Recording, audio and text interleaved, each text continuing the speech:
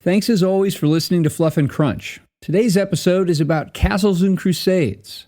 A little bit about the system, a little bit about some of the books, and some commentary on how I've been using it to run a Pathfinder adventure path. Well, hello.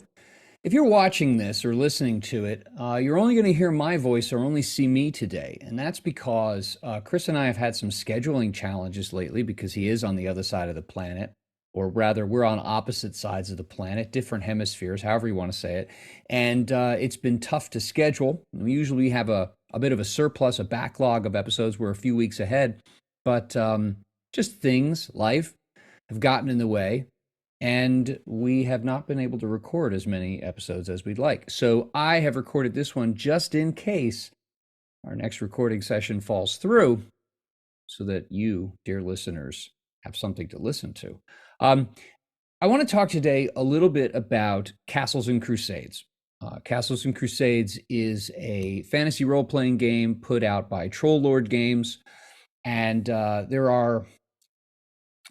think it's a pretty popular game in a subset of the fantasy gaming population. Obviously, the fantasy gaming population, tabletop-wise, is overwhelmingly D&D 5e.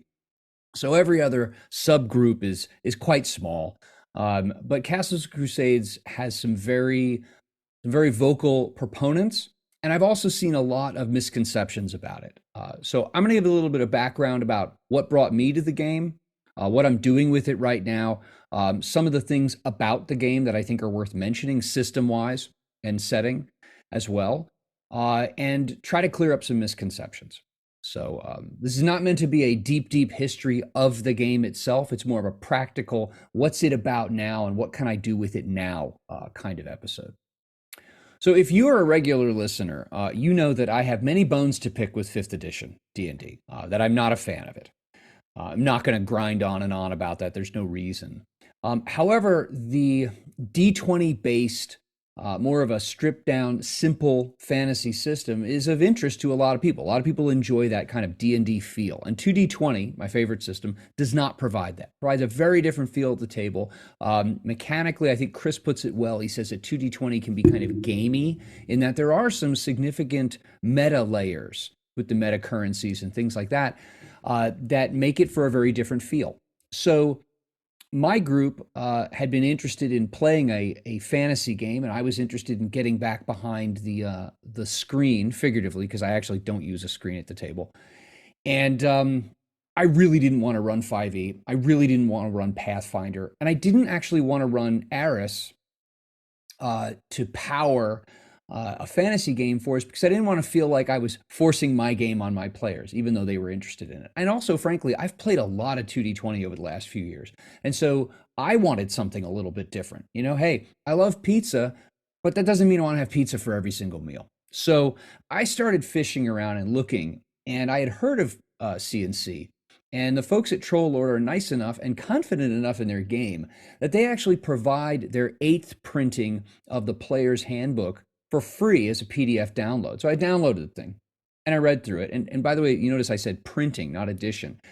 Troll Lord, since the beginning of this game, the creation of it, they've made tweaks, from what I understand, to the system, but they really haven't changed very much. So they don't have new editions, at least they have not thus far. They have new printings. And so the art's different. They add some things to it. Like, for example, the 9th printing of the Player's Handbook, which I have with me here in physical copy, the 9th printing takes classes all the way up to like 24th level, whereas the 8th printing stops at 12th level. So you could say, well, you know, it's different. There's more to it, but it's not like the difference in edition changes like 3rd edition D&D to 4th edition D&D to 5th edition D&D, where there are significant compatibility issues between the editions. Castles of Crusades doesn't do that. So anyway, I downloaded it, I read it, I was interested in it. As I do, I watched a bunch of YouTube videos and read a bunch of reviews about it, and I thought, this is worth looking into. So I picked up the PHB, and I'll circle back to my purchase experience with these things here in a moment as well. Picked it up, read it, decided this is what I want to run. And this is why I decided this is what I want to run. And this is really the meat of this episode. What's this game, Castles and Crusades, all about? Castles Crusades is a D20 based roll high system that is in a lot of ways, in the most simple like perspective on the mechanics, is very similar to third edition or even fifth edition D&D. There is a unified mechanic. You have the same six stats. You have hit points. You have saving throws, although those are handled a little differently than fifth edition.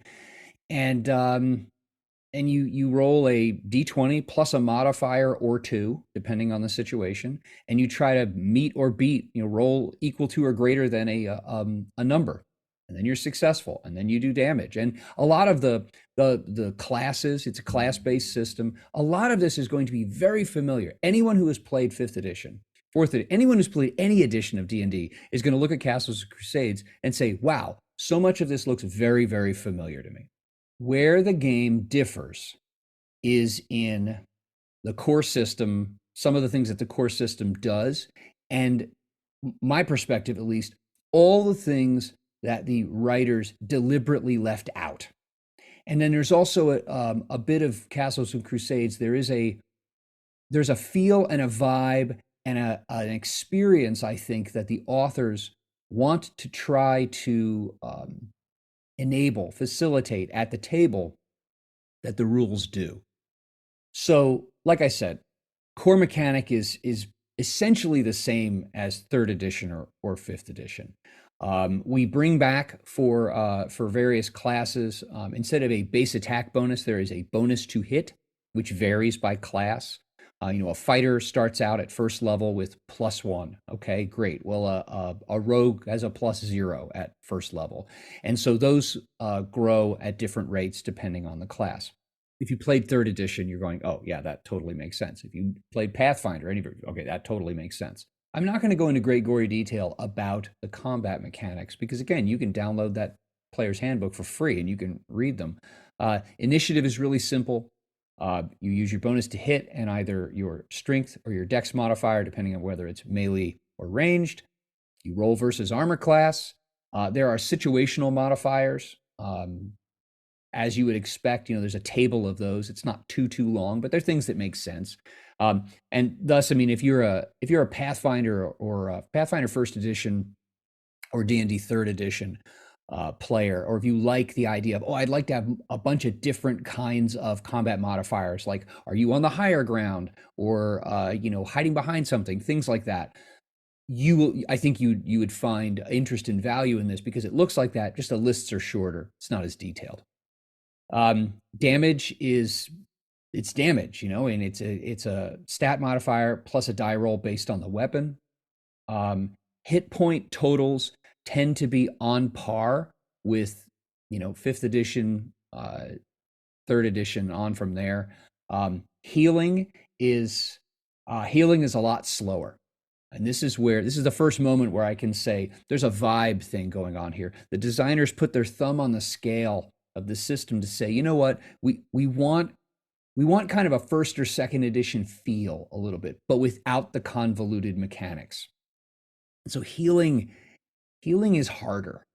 Healing takes longer, and it definitely does. And when your character is not as super heroic and can't just heal like that, if you have a cleric around, that's going to help. However, you still take a while to heal, and those spells run out quickly. That changes your behavior as a player, and I like that. I like players to have to think instead of just kicking the door because they know that they're basically invincible. So there's a moment where I'll depart from talking about some of the particulars of the system and say that what I've seen a lot of conversation about C&C Online is based off of this misconception that it's an OSR game or it's an OSRIC game. It's one of these old school Renaissance or those types of things, like it's a throwback. In terms of general vibe, I agree. Mechanically, I totally disagree. This is not like sitting down with Basic or Expert or Old School Essentials. One of them, I mean, that's a name of a retro clone. Or even turning back to, like I said, the Basic or Expert rules. This is not that. There is a unified core mechanic. The system is streamlined around that core mechanic. Non-combat task resolution is very simple, and I'll get to that in a moment.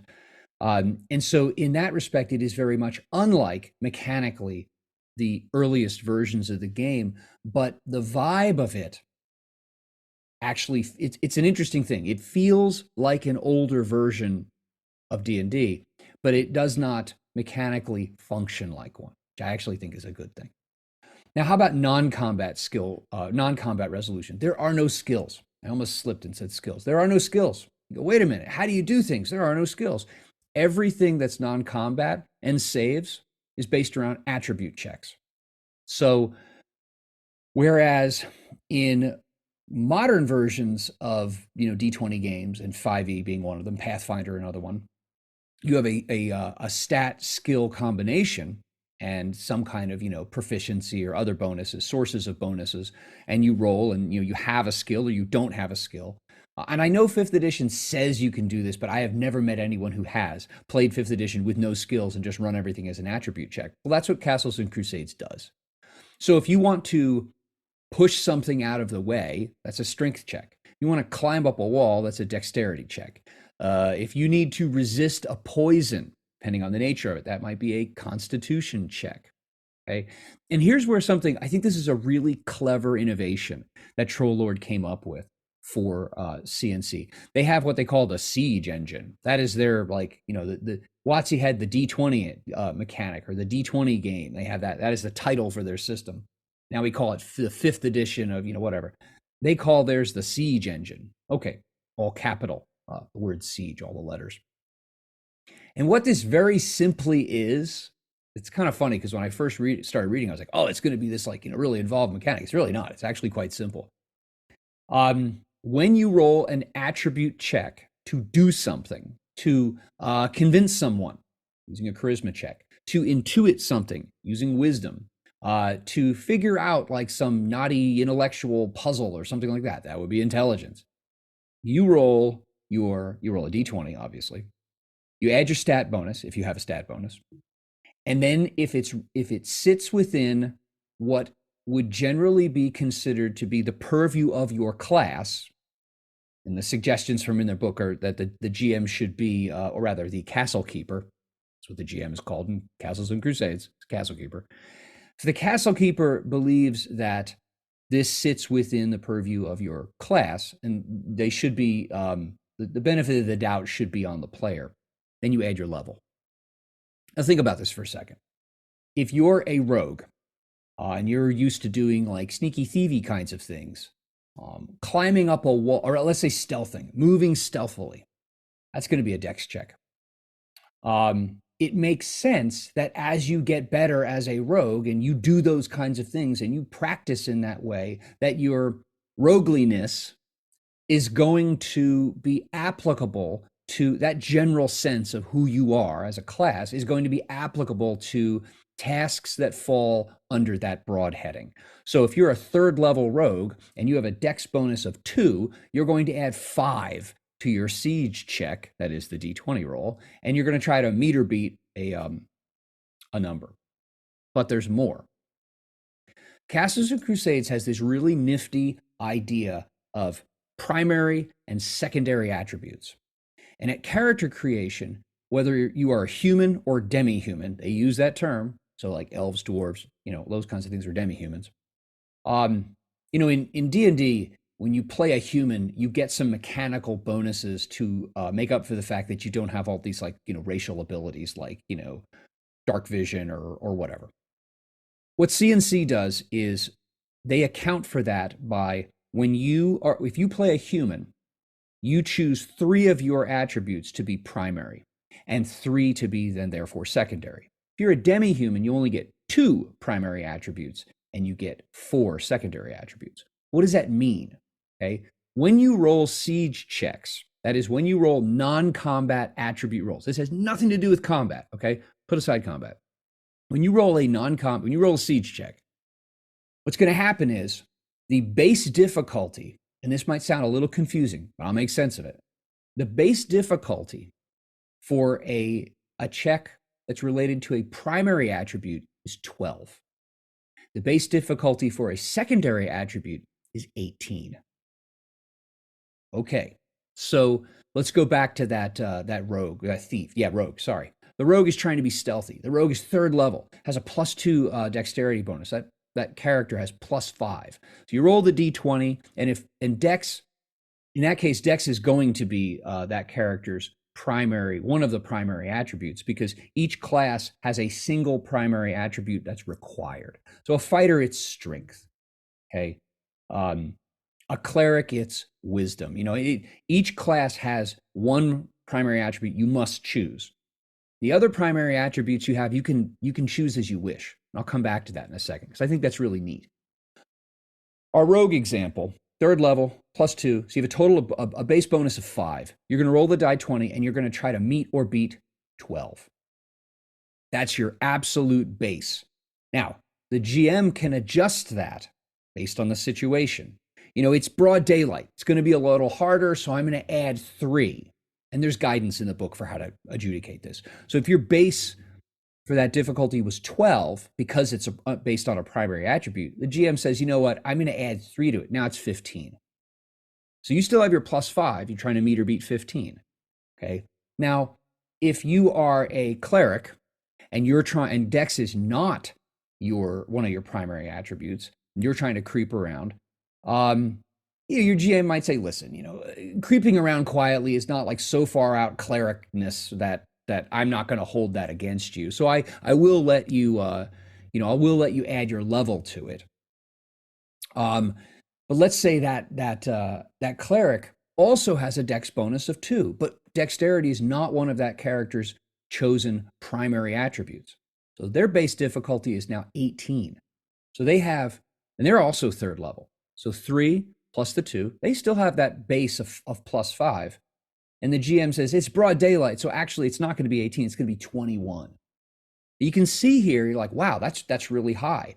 Remember, because you're adding the level in there. As your character levels, your character's going to get better at everything that broadly fits under their class. And really the only time that a GM Castle Keeper is recommended to not include the class level in a siege roll is if a character is trying to do something that would muscle into the class of another. So if the cleric goes up and tries to pick a lock, the cleric's not going to have, native ability in that's related to their class. So that's when the GM would say, and I'll just say GM, that's when the GM would say, you know what, we're not going to include your level here because it's really not related to your broad career field. By default, you do, but when it involves some degree of niche protection for classes to keep each class special within each area, then you would exclude the level. And you might think to yourself, well, that might sound a little fiddly. One of them has a base of 12 and one of them has a base of 18. There's another way to look at it. And this is actually the way that I run it at my table. Primary attributes get a base of +6. A base of +6 plus their level, plus whatever stat modifier, attribute modifier they have. And think about it. The math comes out the same. Because if you tell the player, if the fighter who has whose strength is one of their primary attributes, that is class required. So every single fighter has at least one of their primary attributes is strength. The fighter is trying to push over, this is actually an example from the book. Fighter's trying to push a statue over on a goblin, going to squish the goblin. Terrific.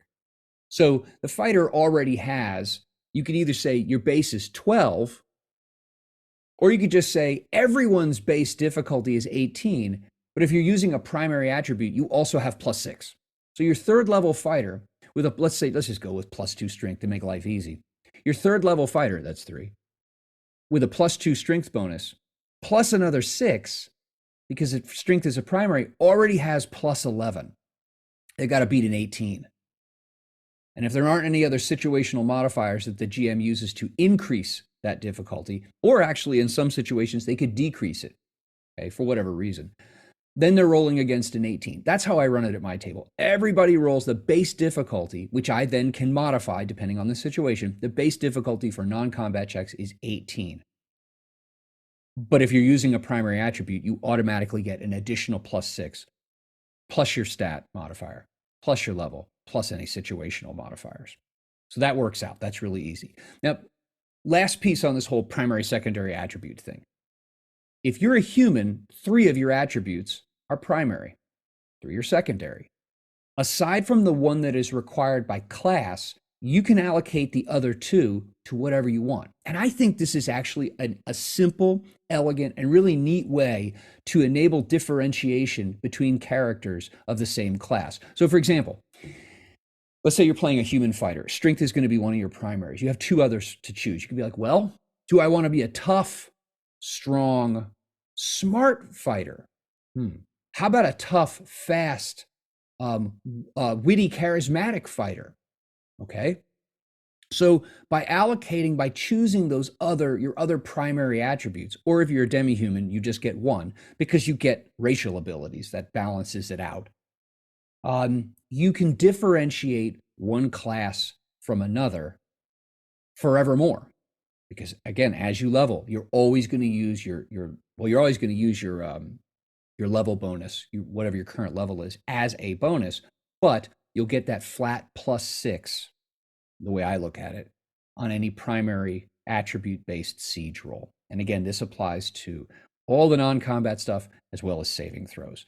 And much like in older versions of D&D, you have, depending on the nature of the threat, there are different types of threats that are assigned under each of the attributes for a saving throw. So you know that if you're faced with a certain kind of spell or poison or whatever, you know, okay, based on that attack, I'm saving versus this attribute, and that's just a siege roll.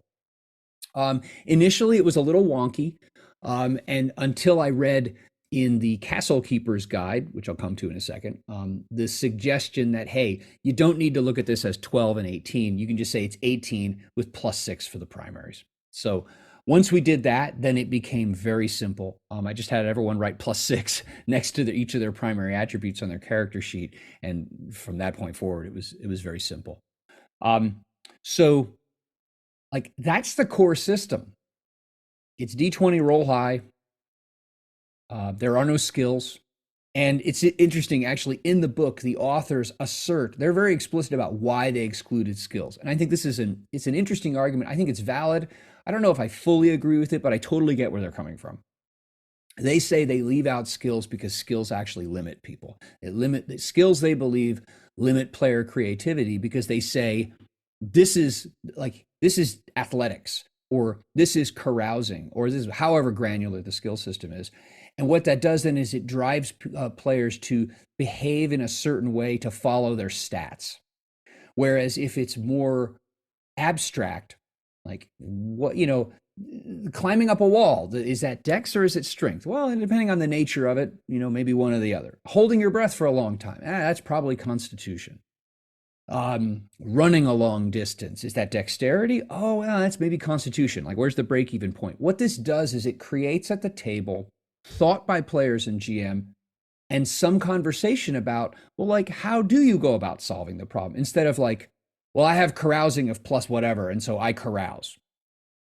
And I think that the creativity that this enables, and also this variable of primary versus secondary, creating more ripples and differentiation between the characters at the table, it can encourage people. Sure, a lot of players are going to chase their highest stats. I mean, who wouldn't do that in real life? But it just provides a broader category of work rather than a bunch of individual skills, and then you dump experience into a single skill and you become a boring one-trick pony where, the hammer and everything's a nail. In play, this is working. It took some initial adjustment over this idea of like, well, where are my skills? What am I going to do? But I think we've gotten used to it. So I like that. I like it. I like how it works out. And this also points to one of the things I mentioned a bit ago, the many things the authors left out deliberately. They leave out skills. They've left out feats, although there are things that they have that are like feats that are optional in the Castle Keeper's Guide.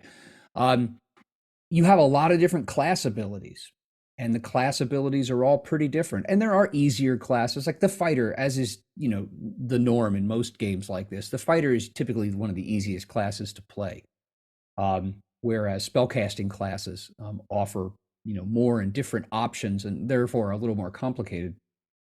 But instead of having feats, and I'll just use that word broadly in place of talents or whatever else we want to call them, what other games call them, by leaving that out and relying on your class abilities to be the special things, the things that further differentiate you in terms of what you're able to do. Um, I think that provides niche control, but it also simplifies things. When you add a level, you're just looking at a class level table and saying, all right, I added these extra abilities. Something that I do like is that instead of, and this is just personal preference over recent versions of 5e, where you'll have lots of different class abilities. And sure, some of them, like sneak attack, grow over time, but you tend to have, as you level, many more and different class abilities. CNC, I think, pushes a little more toward having a, a lesser diversity of class abilities. There's still a lot, but that the class abilities grow significantly over time. I think that's interesting. Another thing too about classes that I found very interesting, especially with your more like what you would think of traditionally as more skill-based characters, like rogues, rangers as well. They get the class abilities are front end loaded. So within your first couple of levels, you've got virtually all of your class abilities. And then they just grow in power. And sometimes there's some nuanced changes to them over time in the levels. But instead of like, the ranger and the rogue, I believe they start with like 8 or 9 or like 10 powers, the class abilities at first level. It's pretty amazing, actually. You can do a lot, but you won't do it as well as you will later on as you're leveling. Because remember, every single time you level, your level is being added into those non-combat roles. And like I said, it's working at the table.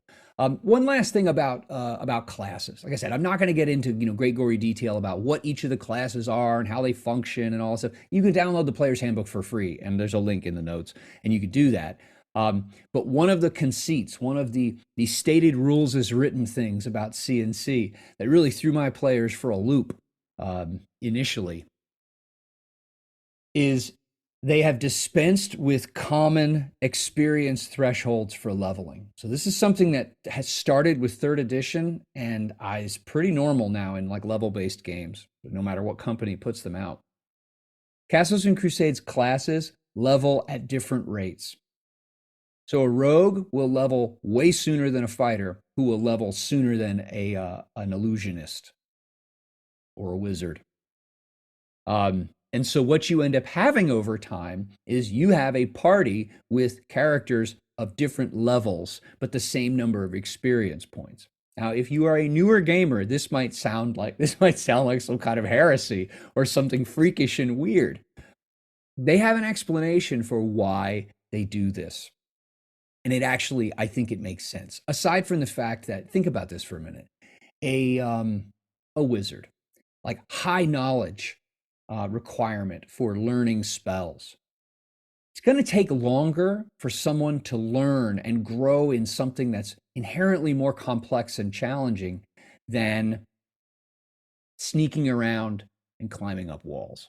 So your rogue levels pretty darn quickly, your wizard far more slowly. However, as they pick up abilities, each of the classes grows in power. The authors are not trying to create this like the lie of this perfect mechanical parity at level between the classes. But what I've seen in practice is that the party that I'm running right now has a cleric, has a rogue, and then there are, well, I modified the illusionist class a little bit, like redubbed it the sorcerer, and I changed some things about it, but there's that. And then we have an optional class that's out of one of the other books from the series that's called a magic user, which I love. That is so first edition, the magic user. And the magic user is this really weird, very different magic using class that doesn't have spells, but it works. What has happened in my game, we've been playing it for several months, is that now that they've accumulated experience, they're leveling, and they're all different levels, and it works. So once you get away from the idea that unless the characters are the same level, there's some kind of disparity between them, When you instead look at it and say the characters are going to grow over time and they're going to grow differently, but they're all going to be able to be functional alongside one another. Once you get rid of that initial thought and accept the possibility of that second one, you'll recognize that it works. A couple other things that I want to talk about the system.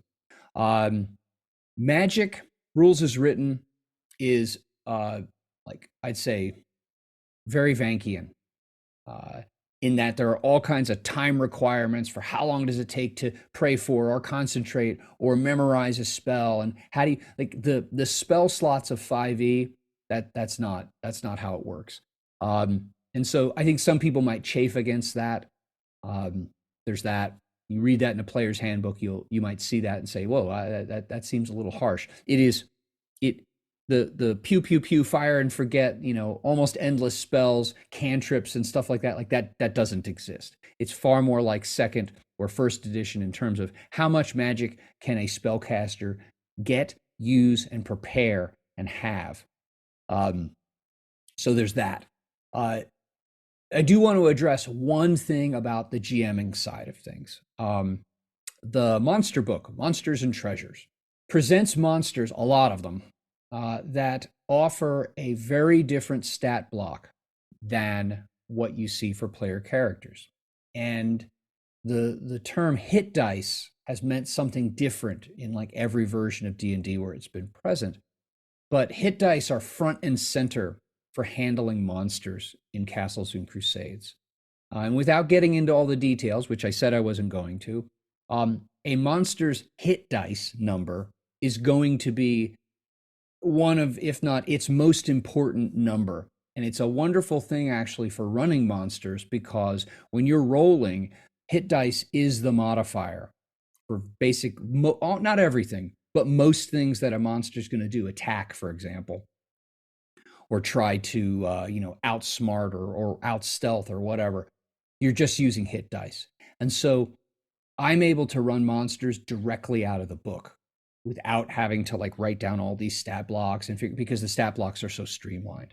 I've found that that has helped tremendously. So hit dice are a big deal. And the monsters book has, like I said, a whole bunch of different monsters in it and a bunch of treasure tables. I have not used treasure tables in decades, and I have embraced them full on. It's a lot of fun, actually, just to sit down and like roll treasure types and how many coins and how many gems and how many that kind of stuff. That warms my my ye olde player heart. Like I said, I don't think it's worth digging into all of the details of how, like I said before, combat works. Um, but the monster stat system is streamlined and presented in a way that actually makes it really easy to GM, and I appreciate that. Now, talking about the books, and I'll mention a little bit about their default worlds. A little bit about the books. There's Player's Handbook, there is a Castle Keeper's Guide, and there's Monsters and Treasures. You only need two of them. Castle Keeper's Guide, which is it's a brick, it's a big book, is explicitly listed as optional. You're like, whoa, wait a minute, how weird. All the core rules are in the Player's Handbook. And all of the monsters and magic items and treasures and all that kind of stuff, that's all, and the experience system and how you gain experience from defeating threats and monsters and stuff, all that's in Monsters and Treasures. So it's kind of a cool thing. You only need those two books. If you want to play the game, you only need the PHB. If you want to run the game, you just need those two books. Now, the Castle Keeper's Guide is, like I said, it's all optional rules, and it is organized by chapter of like all the different angles on the game: character creation, magic, encounters, all kinds of things. And I mean, I get excited about new shiny things. Who doesn't? But honestly, the Castle Keeper's Guide is gold. It is totally optional. It's not necessary. If you want to run the game rules as written or play with house rules and stuff, you don't need it. I recommend getting it. It has some outstanding advice and ideas and a heap of optional rules or alternate rules, both actually. Things you can add to and things you can sub out. Like, for example, it has several different kinds of approaches to the magic system. It has spell points. It has spell slots. It has, you cast and you have to roll to see if you cast. It has all kinds of different things. And see, and actually, what I've done is we have the magic user, we have a cleric, and then we have the sorcerer, which is like a recast illusionist. I think I mentioned that. Magic user, we're running rules as written because it functions the way we all like. We are using one of the alternate magic systems to power the sorcerer. And we are using spell slots for the cleric. And I'm really happy with this, one, because I like those two alternate systems actually better than the rules as written in the Player's Handbook. But I also like the fact that two different spellcasting classes function differently at the table. I find no reason for, like I said, in 5e, or this is the same thing in 3rd edition, all the spellcasting classes really beneath the hood are almost the same. They all use spell slots. They all have cantrips. They're all kind of the same. No, your our gnome, who is a cleric, is going to use her magic because she gets her magic differently than the guy who's there, like figuratively with his hair on fire because for some reason he can like make magic stuff happen, the sorcerer. So using those alternate rules, we've been able to provide some variety and a different texture. Like when the sorcerer casts spells and does things versus the cleric, it feels different because it functions differently at the table, although it all sits well within the core rules, the unified mechanic. So Castle Keeper's Guide, honestly, is golden. Great GMing advice and great explanations of these alternate mechanics to give you a sense of why does this maybe function differently. And for me, I enjoy that because it then gets me thinking about how can I use the system to facilitate the story. And I just did. I just mentioned that because I want magic casting classes that are different to function differently. I want that to feel different at the table. So these alternate systems have enabled it. So again, you only need 2 of those core books, but all 3 of them is nice. Now I've picked up some other books because I've become a little bit of a slobbering fanboy of the game. I've picked up several other books from them, and I've also picked them up because Troll Lord Games, the folks who are behind it, at least one of them is a veteran, and so they are very kind to veterans, and so they give 50% off. Zoinks! If you order directly from them, they give you half off the sticker price of their books if you can prove that you're a veteran. And they have I think, a simple, respectful, and reasonable, non-intrusive way to determine if you're a vet. And so I've ordered a bunch of books from them because they're half off and I want to support them and so on and so forth. So I have picked up some other books and I don't know very much. Is it Erda? I don't know how to pronounce their default setting world. Through some of the books that I have picked up some ideas, especially like deities and things like that, some ideas of what this world is like. But I really can't say anything about the world because I know nothing about it because I'm not using it. Because I am using Castles and Crusades, as you listeners might recognize or remember, I'm using it to run the Pathfinder Kingmaker adventure path. And I'll wrap up with this commentary. How's that going? As a GM, story-wise and mechanically, how is that going? And the answer is well. Initially, I overthought it. I looked at all the Pathfinder stats and I looked at the experience threshold, all that kind of stuff, and I overthought the heck out of it, which anyone who knows me personally is not at all surprised that I would do that. I overthought it and I overcomplicated it. And then when I stepped back and breathed a little bit, I looked at leveling in Castles and Crusades, if you do rules as written, is very slow. It's going to take a long time for you to climb those levels. It's not this like, this D&D thing now where they're like, oh, hit 2nd level by the 2nd adventure and 3rd level by the 3rd adventure. And then like a new level every other, everything is like, it burns hot and it burns up quickly in terms of your pushing your character up through advancement. CNC deliberately slows that process down. However, there's commentary and suggestions if you want to speed it up or whatever. So what I did is I looked at how quickly do my players expect to grow their characters, and how quickly do I want to do that as they move through this adventure path. And so I came to a decision in myself as to how I want to handle that. I'm happy with how it's going so far. And what I then did is I set uh, experience rewards. I looked through the Pathfinder book and I have adjusted the experience rewards there, which obviously are Pathfinder first edition based. I've adjusted those so that as they defeat, overcome whatever different challenges and things that are presented in the adventure, they're getting an adjusted amount of experience that has thus far enabled them to level, albeit at different rates because they're different character classes, at an overall pace that the players seem satisfied with and I'm happy with. It will enable them to meet the challenges that are to come, keep things challenging, but not let things stagnate. And that's hard, you know. So that's what I'm doing with it. And otherwise, converting monsters, like the few that I've had to convert, honestly, once I remind myself to not overthink it, I just turn to the Monsters and Treasures book. I find something that's like it, if it's not already in the book, and I just reskin, and that has worked fine.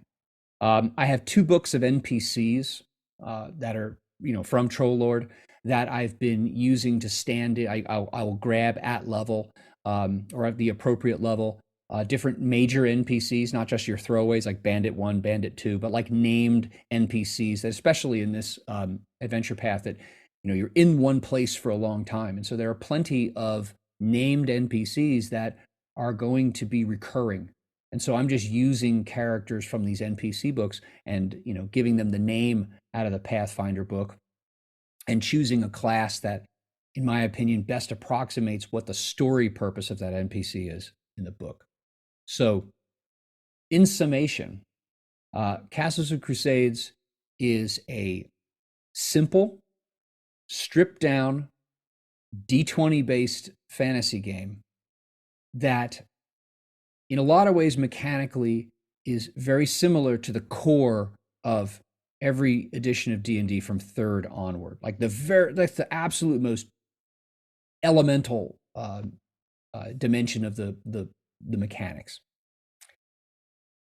But it's also built to feel and run more like earlier versions of D&D that are less superpowered, less super heroic, and accept, in fact, embrace a slower pace of advancement. And in so doing, also challenge players, because they're not super heroic, to think more and think differently as they move through the world. Content support for the game, I think, is excellent. There's a lot of different content, a lot of different books out there. And the physical quality of the books, in my opinion, is outstanding. I haven't had any problems with these books falling apart or anything like that. I'm using them a lot now. They look nice. They read well. And if you're a veteran, that 50% off is absolutely killer. I'm a huge supporter of the friendly local game store. Absolutely, but 50% off is that's a deal I can't turn down. So that's a good one. So anyway, I'll put links, and let me know what you think about the system if you've played it. If you have any questions about it, there are plenty of groups and forums and YouTubes and garbage like that, people talking about it. But if you want to talk about the game, leave a comment. Like and subscribe. I'm supposed to tell you that repeatedly. Leave a comment, join our Discord, get in the conversation about the game. And again, you can download the PHB for free and read through it. My one last piece on this is a bit of advice. If you download the PHB, try to take the game objectively. Read it for what it is. Look at it for what it seeks to do, not what it does differently than 5e. That was a hurdle that some of my players had initially, like, yeah, but it's not 5e. I recognize its strength and its fighting, and there's so many similarities, but they each function a little differently. You have to treat it for what it is and not what it isn't. But in some ways, when you look at the outside of it, you don't dig down into the depths of how it functions and why it functions that way. You keep asking yourself, yeah, but sneak attack, and that is an ability in this, sneak attack is X. Well, sneak attack is X in 5e. It's not the same in Castles and Crusades. So if you read the thing, try to take it objectively. Take it for what it is, what it seeks to do, what it seeks to accomplish, and how it tries to do that. So anyway, yeah, again, like and subscribe, get involved in the conversation, so on and so forth. Thank you for listening, and have a great day.